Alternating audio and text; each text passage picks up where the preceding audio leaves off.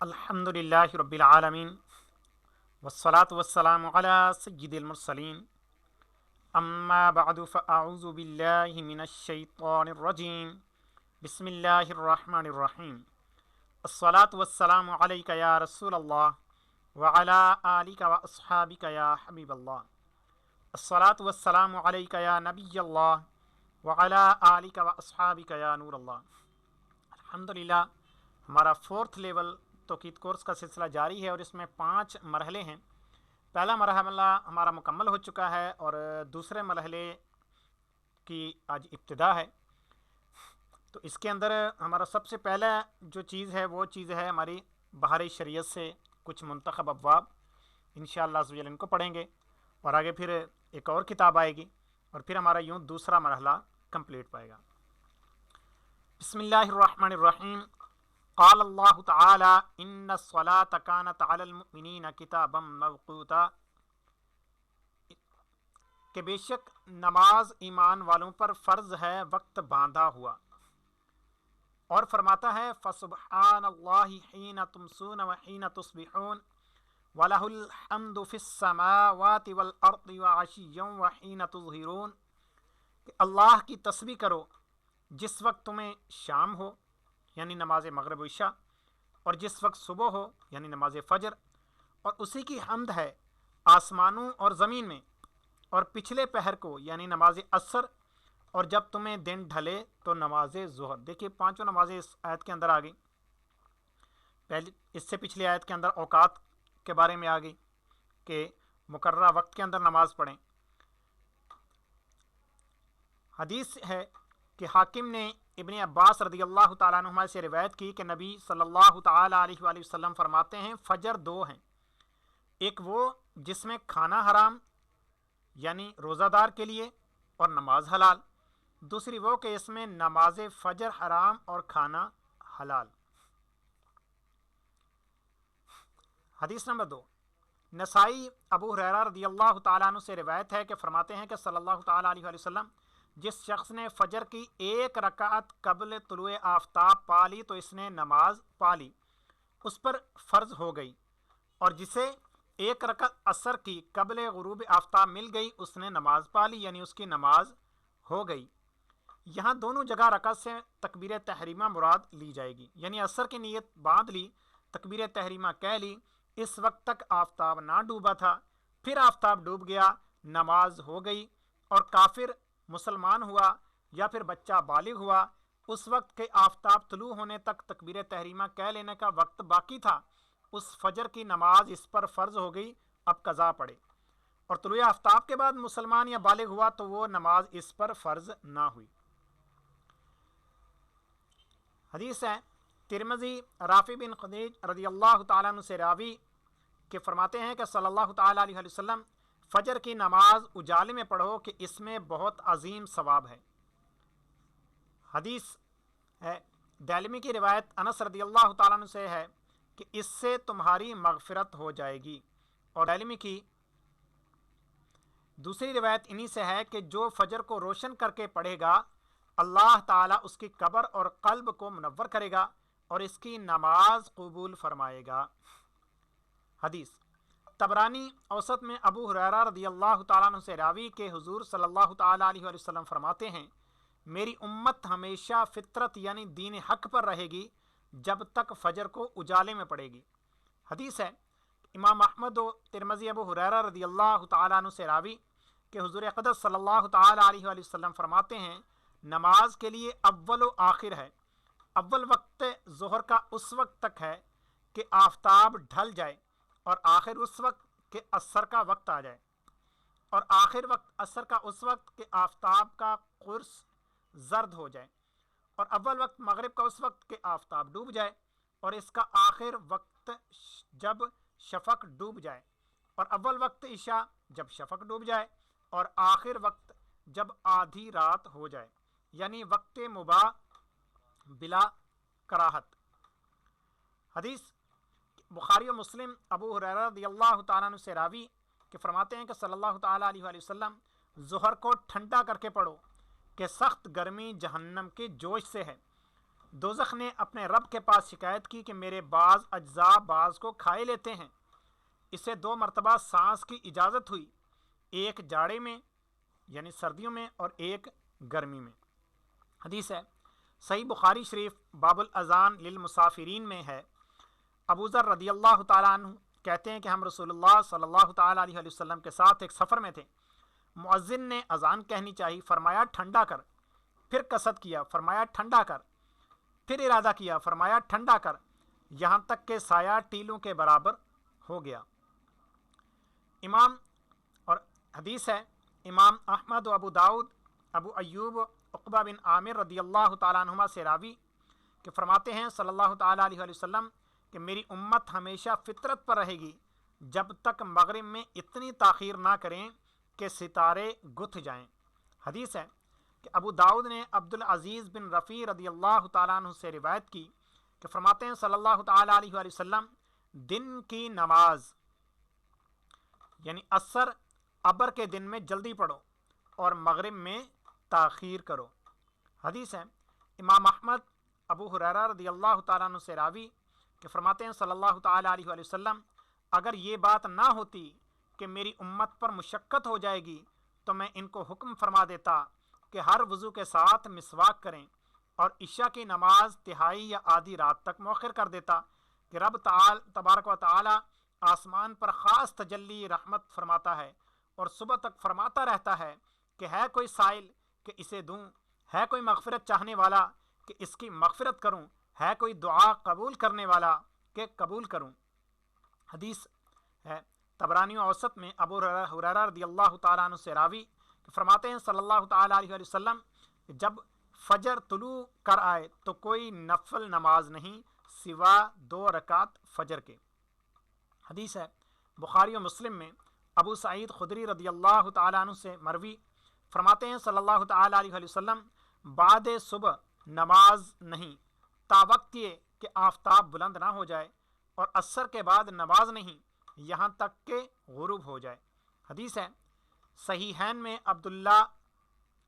صنابحی رضی اللہ تعالیٰ عنہ سے مروی فرماتے ہیں صلی اللہ تعالیٰ علیہ وسلم آفتاب شیطان کے سینگ کے ساتھ طلوع کرتا ہے، جب بلند ہو جاتا ہے تو جدا ہو جاتا ہے، پھر جب سر کی سیدھ پر آتا ہے تو شیطان اس سے قریب ہو جاتا ہے، جب ڈھل جاتا ہے تو ہٹ جاتا ہے، پھر جب غروب ہونا چاہتا ہے شیطان اس سے قریب ہو جاتا ہے، جب ڈوب جاتا ہے جدا ہو جاتا ہے۔ تو ان 3 وقتوں میں نماز نہ پڑھو۔ اب آگے سنتے ہیں مسائل فقہیہ۔ مسئلہ یہ ہے وقت فجر طلوع صبح صادق سے آفتاب کی کرن چمکنے تک ہے۔ فائدہ، صبح صادق ایک روشنی ہے کہ پورب یعنی مشرق کی جانب جہاں سے آج آفتاب طلوع ہونے والا ہے، اس کے اوپر آسمان کے کنارے میں دکھائی دیتی ہے اور بڑھتی جاتی ہے یہاں تک کہ تمام آسمان پر پھیل جاتی اور زمین پر اجالا ہو جاتا ہے۔ اس سے قبل بیچ آسمان پر ایک دراز سفیدی ظاہر ہوتی ہے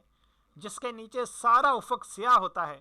صبح صادق اس کے نیچے سے پھوٹ کر جنوباً شمالاً دونوں پہلوؤں پر پھیل کر اوپر بڑھتی ہے۔ یہ دراز سفیدی اس میں غائب ہو جاتی ہے۔ اس کو وعلیکم السلام ورحمۃ اللہ وبرکاتہ۔ اچھا شاید آپ کے پاس نیٹ پرابلم ہوگی یا پھر ہو سکتا ہے کہ میری طرف ہی کچھ ہوا ہو،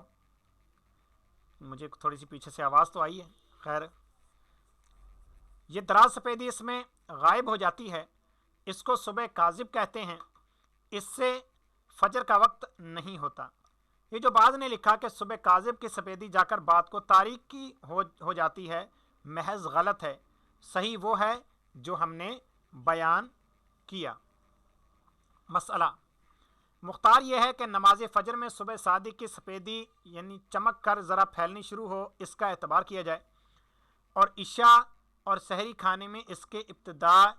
طلوع کا اعتبار ہو۔ فائدہ،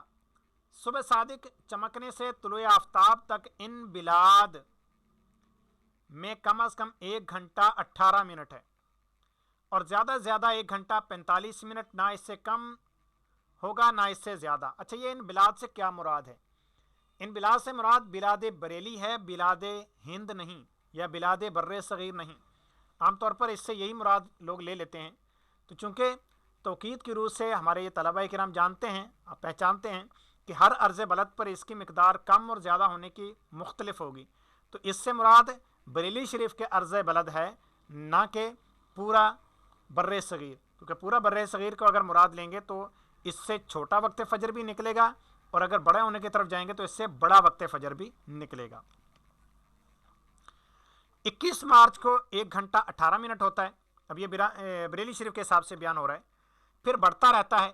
یہاں تک کہ 22 جون کو پورا 1 گھنٹہ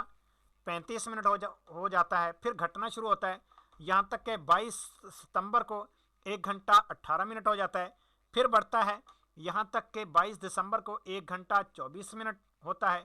پھر کم ہوتا رہتا ہے یہاں تک کہ 21 مارچ کو وہی 1 گھنٹہ 18 منٹ ہو جاتا ہے۔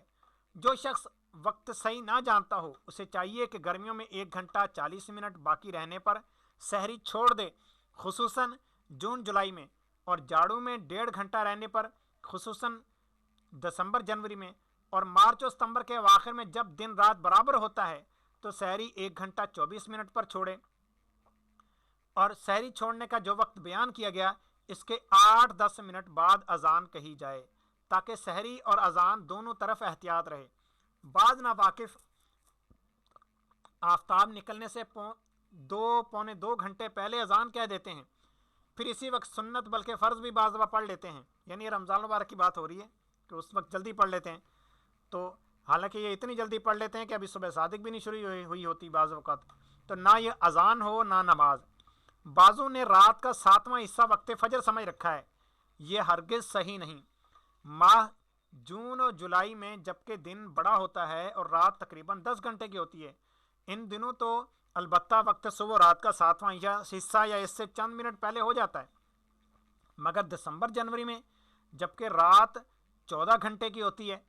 اس وقت فجر کا وقت 9واں حصہ بلکہ اس سے بھی کم ہو جاتا ہے۔ ابتدائے وقت فجر کی شناخت دشوار ہے، خصوصاً جبکہ گرد و غبار ہو۔ اب دیکھیں یہاں پر مفتی صاحب کس طرح سے زبردست بیان فرما رہے ہیں اس دور کے حساب سے کہ گرد و غبار ہو وقت فجر نظر نہیں آتا، یا چاندنی رات ہو وقت فجر نظر نہیں آتا، لیکن ہمارے دور کے اندر یہ ہے کہ جدید جو روشنیاں آ چکی ہیں یہ بھی اس کے اندر مسئلہ کرتی ہیں۔ اب اور روشنیوں کا تو کیا کہنا، یعنی ایک تو ہے سامنے روشنیاں ہوں، ایک ہے ہمارے قریب اتنی روشنی ہو جو ہماری آنکھوں کو اتنا چندھیا دے کہ ہمیں نظر نہ آ سکے صبح صادق۔ اور وہ مشہور روشنیوں کے اندر 3-4 روشنیاں جو ہائی لائٹ ہیں مزید، یعنی ایک تو ہے ہمارے موبائل کی روشنی، یعنی ایک تو اس کی بیک لائٹ ٹارچ میں فی الحال وہ بھی ہے، لیکن اس سے بھی زیادہ خطرناک جو ہے وہ ہے اس کی سکرین کی لائٹ، یعنی آپ اندھیرے میں اس کی سکرین تھوڑا سا چلا کر جب چلائیں گے یہ روشنی آپ کی آنکھوں کو چندھیا دے گی اور صبح صادق آپ کو نظر نہیں آ پائے گی۔ اسی طرح سے آپ کے ہاتھ میں اگر گھڑی باندھی ہوئی ہے ٹائم دیکھنے کے لیے، اب وہ اس کی جو لائٹ ہے آپ بٹن دبائیں گے اس کی لائٹ بھی بہت تیز ہوتی ہے، وہ بھی آپ کی آنکھوں کو چندھیا دے گی، آپ کو صبح صادق کی روشنی نظر نہیں آئے گی۔ آپ کے پاس کوئی ٹارچ ہے کوئی لائٹ ہے وہ آپ کو نہیں دیکھنے دے گی صبح صادق۔ آپ کے قریب میں کچھ دوری تک اگر کوئی بلب روشن ہے یا LED کوئی اس طرح کی ہے روشنی تو پھر وہ بھی آپ کو صبح صادق نہیں دیکھنے دے گی۔ اب اگر دور آپ کے ہے ہلکا پتلا بلب تو وہ چل جائے گا، اور اگر زیادہ تیز لائٹ ہے وہ چاہے دور ہی ہو وہ افق کو روشن کر دیتی ہے، اور پھر وہ یعنی خود ہی اس نے اس افق کو روشن کر دیا، اس صبح صادق کو دیکھنے نہیں دے گی۔ لہٰذا ہمیشہ طلوع آفتاب کا خیال رکھیے کہ آج جس وقت طلوع ہوا دوسرے دن اسی حساب سے وقت تذکرہ جو ذکر کیا گیا وقت پہلے ہے بالا متذکرہ بالا کے اندر اندر اذان و نماز فجر ادا کی جائے۔ اب دیکھیے یہ فتاوی رضویہ سے اس عبارت کو لیا گیا۔ وقت ظہر جمعہ آفتاب ڈھلنے سے اس وقت تک ہے کہ ہر چیز کا سایہ علاوہ سایہ اصلی کے 2 چند ہو جائے، یعنی دگنا ہو جائے۔ فائدہ، ہر دن کا سایہ اصلی وہ سایہ ہے کہ اس دن آفتاب کے خط نصف النہار پر پہنچنے کا وقت ہوتا ہے، اور وہ موسم اور بلاد کے مختلف ہونے سے مختلف ہوتا ہے۔ دن جتنا گھٹتا ہے سایہ بڑھتا جاتا ہے، اور دن جتنا بڑھتا ہے سایہ کم ہوتا جاتا ہے، یعنی جاڑوں میں سردیوں میں زیادہ ہوتا ہے بڑے سائے ہوتے ہیں، اور گرمیوں میں کم، اور ان شہروں میں کہ خط استوا کے قریب میں واقع ہیں، قرب میں واقع ہیں، کم ہوتا ہے، بلکہ بعض جگہ بعض موسموں میں بالکل ہوتا ہی نہیں، جب آفتاب بالکل سمت الراست پر ہوتا ہے۔ چنانچہ موسم سرما ماہ دسمبر میں ہمارے ملک کے ارض البلد کے 28 درجے کے قریب پر واقع ہے، 8.5 قدم سے زائد یعنی سوائے کے قریب سایہ اصلی ہو جاتا ہے، اور مکہ معظمہ میں جو 21 درجے پر واقع ہے ان دونوں میں 7 قدم سے کچھ ہی زائد ہوتا ہے، اس سے زائد پھر نہیں ہوتا۔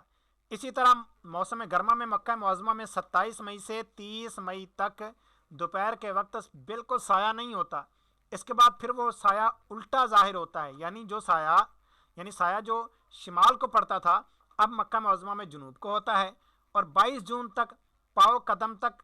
بڑھ کر پھر گھٹتا ہے، یہاں تک کہ 15 جولائی سے 18 جولائی تک پھر معدوم ہو جاتا ہے، اس کے بعد پھر شمال کی طرف ظاہر ہوتا ہے، اور ہمارے ملک میں نہ کبھی جنوب میں پڑتا ہے نہ کبھی معدوم ہوتا، بلکہ سب سے کم سایہ 22 جون کو نصف قدم باقی رہتا ہے۔ فائدہ: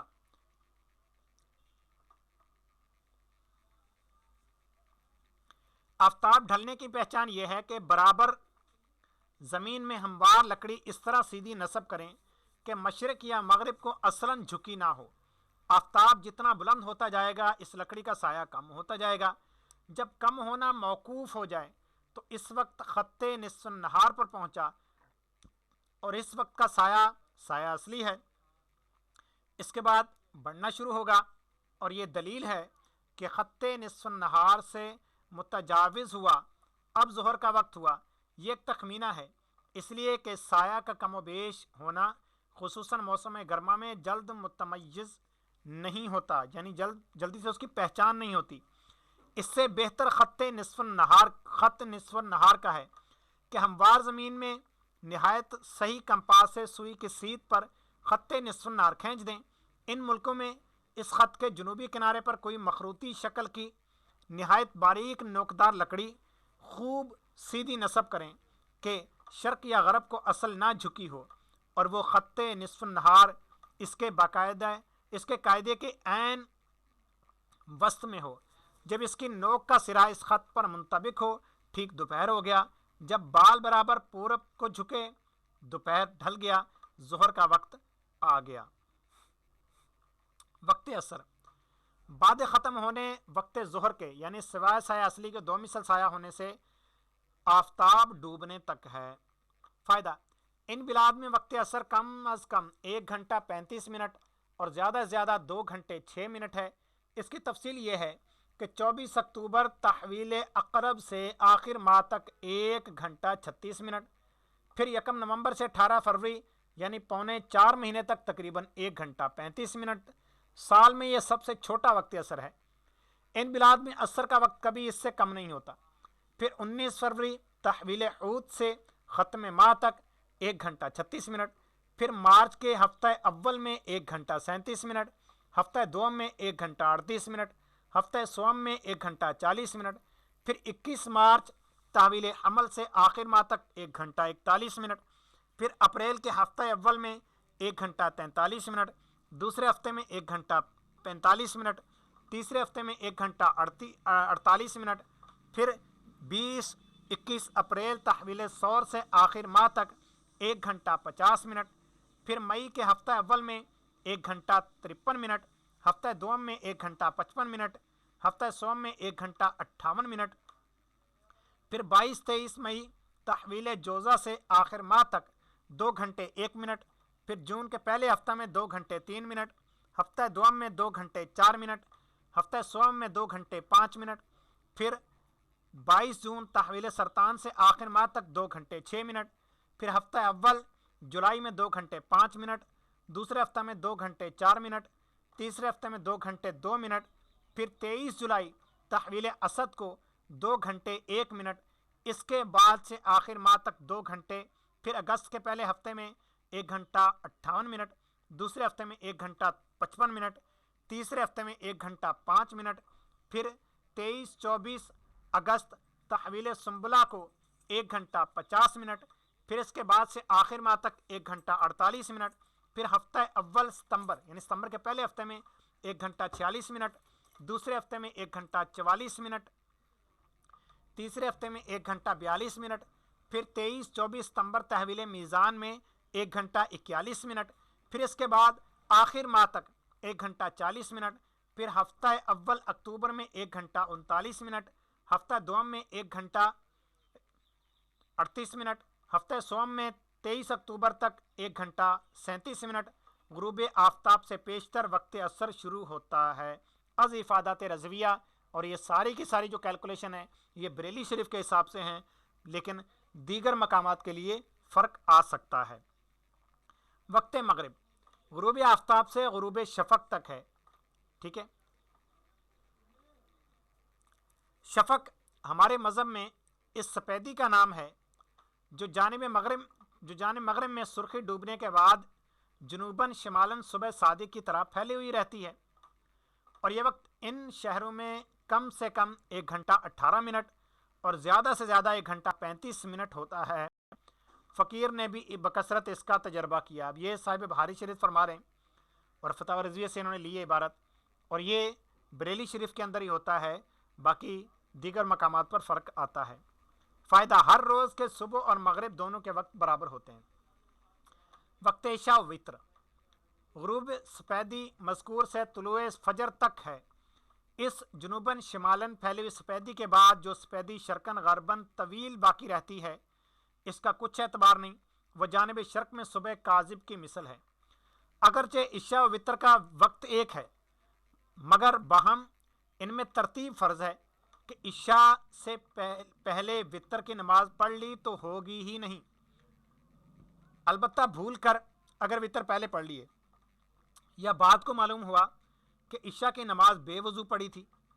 और वित्र वजू के साथ, तो वित्र हो गए। जिन शहरों में इशा का वक्त ही ना आए कि शफक डूबते ही या डूबने से पहले फजर तुलू कर आए, जैसे बलगार और लंदन, इन जगहों में हर साल 40 रातें ऐसी होती हैं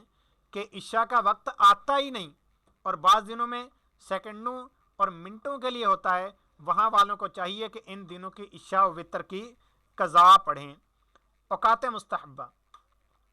फजर में ताख़ीर मुस्तहब है, यानी इसफार में जब खूब उजाला हो यानी ज़मीन रोशन हो जाए शुरू करे, मगर ऐसा वक्त होना मुस्तहब है कि 40 से 60 आयत तक तरतील के साथ पढ़ सकें। फिर सलाम फेरने के बाद इतना वक्त बाकी रहे कि अब अगर नमाज में फसाद ज़ाहिर हो तो तहारत करके तरतील के साथ 40 से 60 आयत तक दोबारा पढ़ सके, और इतनी ताख़ीर मकरूह है कि तुलुए आफ्ताब का शक हो जाए। हाजियों के लिए मुज़दलिफ़ा में निहायत अव्वल वक्त फ़जर पढ़ना मुस्तहब है। औरतों के लिए हमेशा फ़जर की नमाज गलस यानी अव्वल वक्त में मुस्तहब है, और बाकी नमाज़ों में बेहतर यह है कि मर्दों की जमात का इंतज़ार करें, जब जमात हो चुके तो पढ़ें। जाड़ों की ज़ोहर में यानी सर्दियों की ज़ोहर में जल्दी मुस्तहब है, गर्मी के दिनों में ताख़ीर मुस्तहब है, खा तन्हा पढ़े या जमात के साथ। हाँ, गर्मियों में ज़ोहर की जमात अव्वल वक्त में होती हो तो मुस्तहब वक्त के लिए जमात का तर्क ये जायज़ नहीं। मौसम रबी यानी मौसम बहार जाड़ों के हुक्म में है और खरीफ गर्मियों के हुक्म में। जुम्मा का वक्त मुस्तहब वही है जो ज़ोहर के लिए है। की नमाज में हमेशा ताख़ीर मुस्तहब है, मगर ना इतनी ताख़ीर कि खुद कुर्से आफ्ताब में जर्दी आ जाए कि इस पर बेतकल्लुफ़ बेगुबार व बुखार निगाह कायम होने लगे। धूप की जर्दी का एतबार नहीं। बेहतर यह है कि ज़ोहर मिसल अव्वल में पढ़ें और असर मिसल सानी के बाद। तजर्बे से साबित हुआ कि कुर्से आफ्ताब में यह जर्दी उस वक्त आ जाती है जब गुरूब में 20 मिनट बाकी रहते हैं, तो इसी कदर वक्त कराहत है। यूं ही बाद तुलू 20 मिनट के बाद जवाज़ नमाज का वक्त हो जाता है। ताख़ीर से मुराद यह है कि वक्त मुस्तहब के 2 हिस्से किए जाएं, पिछले हिस्से में अदा करें यानी बाद वाले हिस्से में अदा करें। असर की नमाज वक्त मुस्तहब में शुरू की थी, मगर इतना तूल दिया कि वक्त मकरूह आ गया, तो इसमें कराहत नहीं। रोज़े अबर के सिवा यानी जिस दिन बादल छाए हुए हों उसके सिवा मगरिब में हमेशा ताजील यानी जल्दी पढ़ना मुस्तहब है, और 2 रकात से ज़ायद की ताख़ीर मकरूह तंज़ीही और बगैर عذر سفر بغیر عذر سفر و مرض وغیرہ اتنی تاخیر کی کہ ستارے گتھ گئے تو مکروہ تحریمی۔ عشاء میں تہائی رات تک تاخیر مباح ہے، آدھی رات تک تاخیر مباح، یعنی جبکہ آدھی رات ہونے سے پہلے فرض پڑ چکے، اور اتنی تاخیر کہ رات ڈھل گئی مکروہ ہے کہ باعث تقلیل جماعت ہے۔ نماز عشاء سے پہلے سونا اور بعد نماز عشاء دنیا کی باتیں کرنا، کسی کہانی کہنا سننا، یہ مکروہ ہے۔ ضروری باتیں اور تلاوت قرآن مجید اور ذکر اور دینی مسائل اور صالحین کے قصے اور مہمان سے بات چیت کرنے میں حرج نہیں۔ یوں ہی طلوع فجر سے طلوع آفتاب تک ذکر الہی کے سوا ہر بات مکروہ ہے۔ جو شخص جاگنے پر اعتماد رکھتا ہو اس کو آخر رات میں وتر پڑھنا مستحب ہے، ورنہ سونے سے قبل پڑھ لے۔ پھر اگر پچھلے کو یعنی رات کے آخری پہر میں آنکھ کھلی تو تہجد پڑھے، وتر کا اعادہ جائز نہیں، یعنی اب دوبارہ وتر نہیں پڑھے گا، وتر جو پڑھ چکا تھا اس کے ادا ہو گئے۔ ابر کے دن جس دن بادل چھائے ہوں عصر و عشاء میں تعجیل مستحب ہے اور باقی نمازوں میں تاخیر۔ سفر وغیرہ کسی عذر کی وجہ سے دو نمازوں کا ایک وقت میں جمع کرنا یہ حرام ہے، خواہ یوں کہ دوسری کو پہلی ہی کے وقت میں پڑھے، یا یوں کہ پہلی کو اس قدر مؤخر کر کے اس کا وقت جاتا رہے، یعنی یا دونوں ہی نمازیں زور کے وقت میں پڑھ لیں، زور اثر اکٹھی، یا پھر دونوں نمازیں عصر کے وقت میں پڑھ لیں اور دوسری کے وقت میں پڑھیں، مگر اس دوسری صورت میں پہلی نماز ذمہ سے ساقط ہوگی کہ بصورت قضا پڑھ لی، یعنی آپ نے دونوں نمازیں اگر عصر کے وقت میں پڑھی ہیں تو نماز ادا ہو جائے گی کیونکہ وہ قضا آپ کی کہلائے گی، اگرچہ نماز کے قضا کرنے کا گناہ کبیرہ سر پر ہوا۔ اور پہلی صورت میں کہ اگر دونوں زور کے وقت میں پڑھ لیں تو دوسری نماز ہوگی ہی نہیں اور فرض ذمہ پر باقی ہے، یعنی آپ کے ذمہ ابھی نماز فرض ہی نہیں ہوئی تھی اور آپ نے پہلے ہی پڑھ لی۔ ہاں اگر عذر سفر و مرض وغیرہ سے صورتاً جمع کرے، یعنی آپ نظر آنے کے اعتبار سے اس کو جمع کر رہے ہیں کہ حقیقتاً نہ ہو کہ پہلی کو اس کے آخر وقت میں اور دوسری کو اس کے اول وقت میں پڑھے، کہ حقیقتاً دونوں اپنے اپنے وقت میں واقع ہوں تو کوئی حرج نہیں، یعنی آپ نے زہر اس وقت پڑھی کہ زہر کا وقت ختم ہونے والا تھا، آپ نے نماز پڑھی، نماز کے بعد زہر کا وقت ختم ہو گیا، نماز کا وقت ختم ہوتے ہی فوراً وقت عصر شروع ہو گیا، اب آپ نے فوراً اٹھ کر وقت عصر پڑھ لی۔ اب نظر تو ایسے آ رہا ہے کہ آپ نے دونوں نمازیں اکٹھی پڑھی ہیں لیکن آپ نے دونوں کو اپنے اپنے وقت میں پڑھا ہے۔ عرفہ و مزدلفہ اس حکم سے مستثنا ہے کہ عرفہ میں ظہر و عصر وقت ظہر میں پڑھی جائیں اور مزدلفہ میں مغرب و عشاء وقت عشاء میں پڑھی جاتی ہیں، وہ اس کے علاوہ ہیں، وہ ایک خاص مسئلہ ہے۔ اوقات مکروہہ طلوع و غروب اور نصف النہار، ان تین وقتوں میں کوئی نماز جائز نہیں، نہ فرض نہ واجب نہ نفل نہ ادا نہ قضا، یوں ہی سجدہ تلاوت اور سجدہ سہو بھی ناجائز ہے۔ البتہ اس روز اگر عصر کی نماز نہیں پڑھی تو اگرچہ آفتاب ڈوبتا ہو پڑھ لے، مگر اتنی تاخیر کرنا حرام ہے۔ حدیث میں اس کو منافق کی نماز فرمایا۔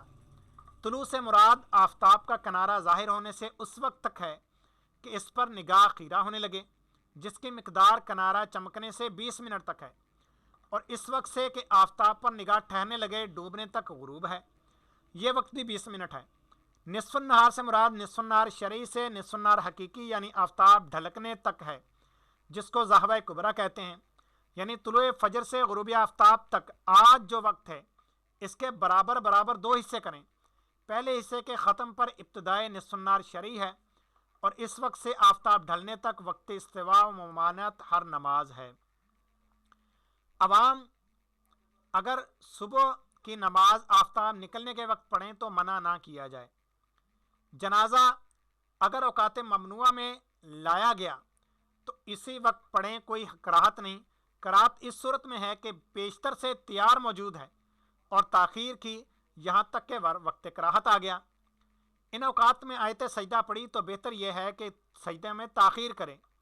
یہاں تک کہ وقت کراہت جاتا رہیں، اور اگر وقت مکروہ ہی میں کر لیا تو بھی جائز ہے، اور اگر وقت غیر مکروہ میں پڑھی تھی تو وقت مکروہ میں سجدہ کرنا یہ مکروہ تحریمی ہے۔ ان اوقات میں قضا نماز ناجائز ہے، اور اگر قضا شروع کر لی تو واجب ہے کہ توڑ دے اور وقت غیر مکروہ میں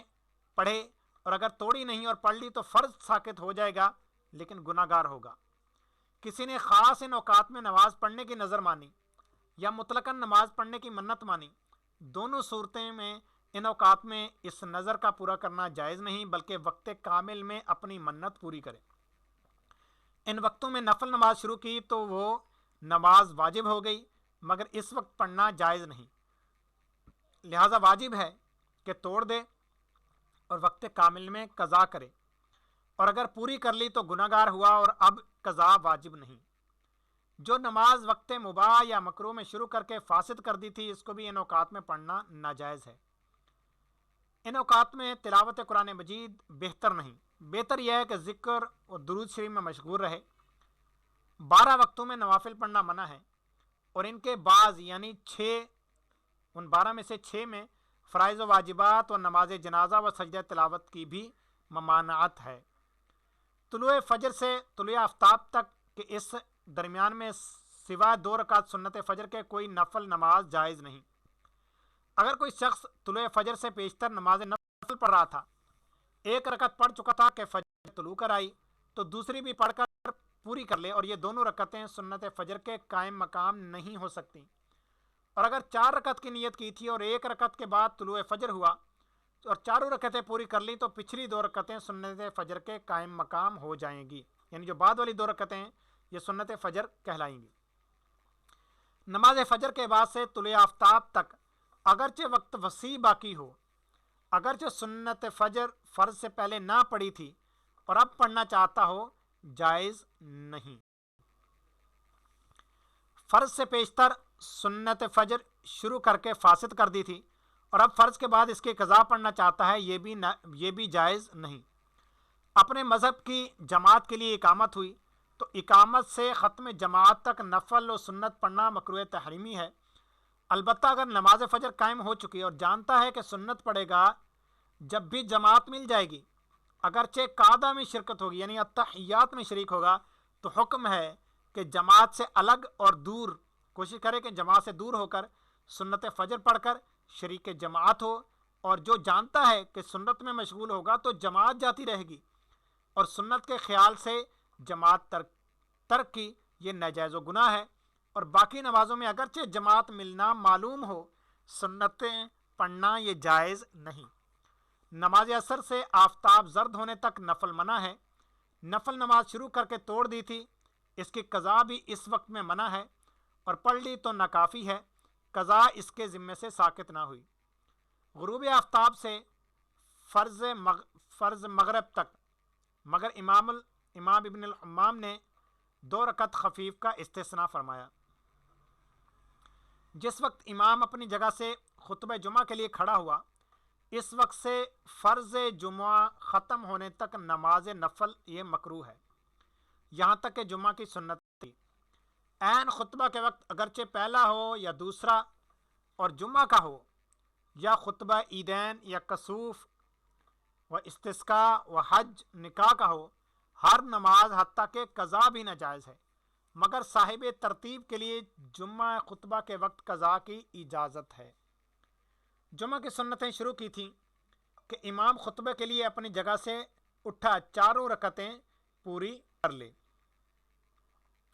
نماز عیدین سے پیشتر نفل مکروہ ہے، خواہ گھر میں پڑھے یا عیدگاہ یا مسجد میں، جہاں بھی پڑھے یہ مکروہ ہے۔ نماز عیدین کے بعد نفل مکروہ ہے، یعنی پہلے تو نماز عیدین سے پہلے تو منع ہے، نماز عیدین کے بعد نفل مکروہ ہے، جبکہ عیدگاہ یا مسجد میں پڑھے، گھر میں پڑھنا مکروہ نہیں، یعنی نماز عید کی ادائیگی سے پہلے کہیں بھی پڑھنا منع ہے، اور نماز عیدین کے بعد مسجد میں تو منع ہے لیکن گھر میں پڑھ سکتا ہے، گھر میں مکروہ نہیں ہے۔ عرفات میں جو ظہر و عصر ملا کر پڑھتے ہیں، ان کے درمیان میں اور بعد میں بھی نفل و سنت مکروہ ہے۔ مزدلفہ میں جو مغرب و عشاء جمع کیے جاتے ہیں، فقط ان کے درمیان میں نفل و سنت پڑھنا مکروہ ہے، بعد میں مکروہ نہیں۔ فرض کا وقت تنگ ہو تو ہر نماز یہاں تک کہ سنت فجر و ظہر مکروہ ہے۔ جس بات سے دل بٹے، یعنی دل مائل ہو کسی اور چیز کی طرف، اور دفع کر سکتا ہو، یعنی اس چیز کو دور کر سکتا ہو کہ اب اس کا دل نماز میں ہی رہے، اسے بے دفع کیے ہوئے، اس چیز کا اعادہ کیے ہوئے بغیر ہر نماز مکروہ ہے۔ مثلا پخانے یا پیشاب یا ریاح کا غلبہ ہو، یعنی اس کو شدت ہے جانے کی، حاجت کی، مگر نہیں جا رہا اب نماز کے اندر کھڑا ہوگا تو اس کے خیالات ادھر بٹھیں گے، مگر جب وقت جاتا ہو تو پڑھ لے، یعنی اگر اس طرح مشغول ہوگا، دوبارہ وضو کرے گا، اب نماز کا وقت ہی جاتا رہے گا، تو اب یہ ہے کہ اب یہ پہلے نماز پڑھ لے، مگر جب وقت جاتا ہو تو پڑھ لے، پھر پھیرے، یعنی اس نماز کو پھر دوبارہ دہرائے وضو کرنے کے بعد۔ یوں ہی کھانا سامنے آ گیا، اب اس کی خواہش ہو، غرض کوئی ایسا امر درپیش ہو جس سے دل بٹے، اب کھانا سامنے آ گیا، دل بھی کر رہا ہے کھانے کو، اگر نماز پڑھے گا تو اس کا دھیان دل کھانے کی طرف رہے گا، لہٰذا بہتر یہ ہے پہلے کھانا کھائے پھر نماز پڑھے۔ ایسا امر درپیش ہو جس سے دل بٹے، خشوع میں فرق آئے، ان وقتوں میں بھی نماز پڑھنا مکروہ ہے۔ فجر اور ظہر کے پورے وقت اول سے آخر تک بلا کراہت ہیں، یعنی یہ نمازیں اپنے وقت کے جس حصے میں پڑھی جائیں اصلاً مکروہ نہیں۔ جی انشاءاللہ عز و جل یہاں سے آگے پھر ہم اپنی اگلی کلاس میں پڑھیں گے، ابھی کوئی سوال کرنا ہو تو کر لیں، اس کے بعد پھر ہم اپنے درجے کا اختتام کرتے ہیں۔ وعلیکم السلام ورحمۃ اللہ وبرکاتہ۔ جی حیدر علی بھائی، جی یہ صبح صادق جو ہے یہیں سے نماز فجر کی ابتدا ہوتی ہے، یہیں سے سحری کھانا منع ہوتا ہے، یعنی پیچھے حدیث مبارکہ میں بیان فرمایا گیا نا کہ دو صبح ہیں، ایک میں نماز جائز اور کھانا حلال، ایک میں کھانا جائز اور نماز منع۔ تو اب جو اس کو میں سمجھاؤں تو ایک صبح صادق ہے، ایک صبح کاذب ہے۔ دیکھیے صبح کاذب کے اندر آپ کھانا کھا سکتے ہیں، اس کے اندر نماز فجر نہیں پڑھ سکتے، یعنی صبح کا تو اطلاق اس کے اوپر آ رہا ہے، لیکن صبح کی نماز نہیں پڑھ سکتے آپ اس کے اندر۔ اور دوسرا جو ہے وہ ہے کہ صبح صادق، اب اس میں آپ کھانا نہیں کھا سکتے کیونکہ سحری کا وقت ختم ہو گیا اگر آپ نے روزہ رکھنا ہے، لیکن آپ اس کے اندر نماز صبح کی پڑھ سکتے ہیں۔ وعلیکم السلام ورحمۃ اللہ وبرکاتہ۔ جی خضر بھائی، جی اصل میں دیکھیے شفق جس طرح صبح صادق ہوتی ہے نا، اور صبح صادق کی ایک خاص روشنی ہے، تو ہمارے نزدیک احناف کے نزدیک شفق ابید ہے، یہ بالکل صبح صادق کی طرح کی ہی روشنی ہے، یعنی یہاں پر ہے کہ صبح صادق جیسے شروع ہوتی ہے تو ہم فوراً اس کے یعنی اس روشنی کی ابتدا ہوتی ہے تو ہم کہتے ہیں صبح صادق ہو گئی۔ وہاں پر یہ معاملہ ہوتا ہے رات میں عشاء حنفی شروع ہونے کے لیے کہ یہی روشنی جب ختم ہو رہی ہوتی ہے، یعنی ایسا ایسا کم ہوتی جاتی ہے، یعنی اس سے الٹ معاملہ ہوتا ہے، جیسے اس کی آخری کرن چھپتی ہے وہاں پر ہم کہتے ہیں کہ جی عشاء کا وقت شروع ہو گیا حناف کے نزدیک۔ جس طرح کہ طلوع غروب کا معاملہ ہے کہ طلوع کے اندر یہ معاملہ ہے کہ اس کی سورج کی پہلی کرن جیسے افق پر نظر آئے گی تو ہم اس کو کہتے ہیں کہ جس سورج طلوع ہوا،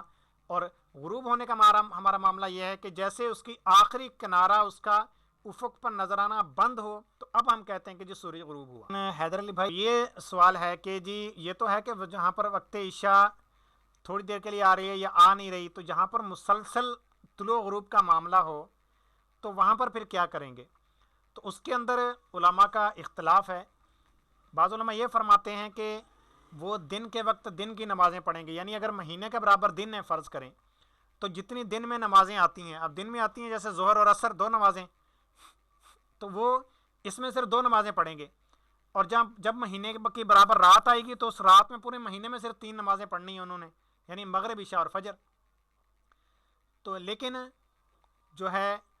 علماء کرام کا یہ بھی فتویٰ ہے، اور ہمارا دارالفتہ بھی اسی کو لیتا ہے، جامعہ اشرفیہ کی طرف سے بھی یہی ہے کہ ہر 24 گھنٹے میں 5 نمازیں پڑھی جائیں گی، مہینے برابر چاہے دن ہوگا تو چاہے وہ وقت عشاء پڑھ رہے ہوں گے لیکن وہ سورج کے طلوع ہونے سورج ظاہر ہوگا اور وہ پڑھ رہے ہوں گے نمازیں۔ اب اس کا حساب کیسے لگایا جاتا ہے، یعنی روزانہ کا ہم کیلکولیشن کریں گے کہ سورج دائرہ نصف النہار پر کب آ رہا ہے، یعنی سب سے زیادہ بلندی اس کی کب آ رہی ہے، کیونکہ یہ دائرہ نصف النہار سے 2 دفعہ ٹکرائے گا،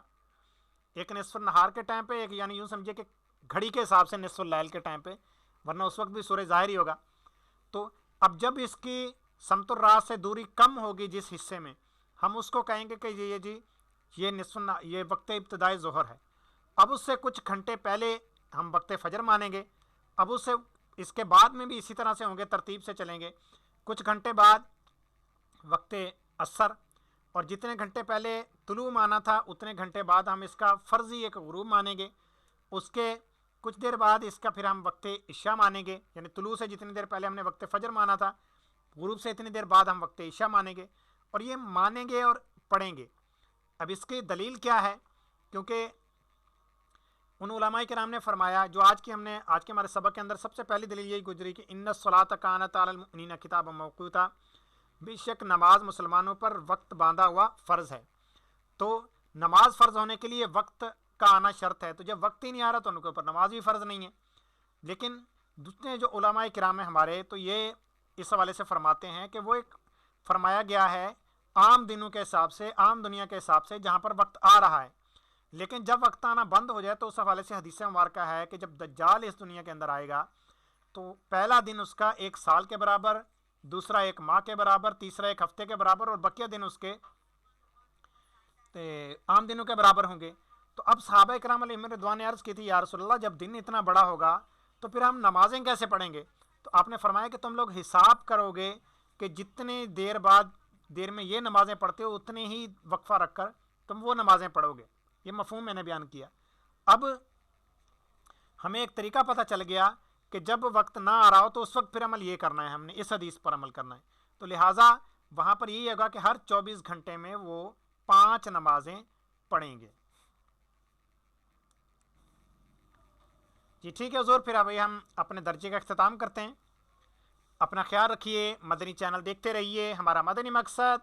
मुझे अपनी और सारी दुनिया के लोगों की इस्लाह की कोशिश करनी है, इंशाअल्लाह अज़्ज़ा वजल। अस्सलामु अलैकुम वरहमतुल्लाहि वबरकातुहू।